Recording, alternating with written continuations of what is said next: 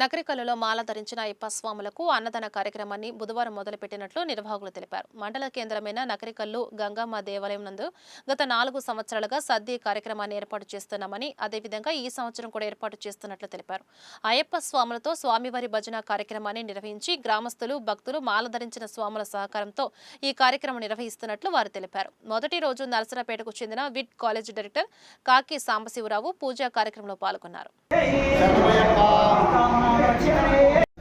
గత 4 సంవత్సరములుగా ఈ కార్యక్రమం జరుగుతున్నది. 5వ సంవత్సరం సందర్భంగా అయ్యప్ప స్వాములకి, భవానీ స్వాములకి, శివస్వాములు అందరితోటి కలిసి మరియు ఊరి పెద్దలతో సహకారంతో, స్వాముల సహకారంతో ఇది అన్నదాన కార్యక్రమం జరుగుతుంది.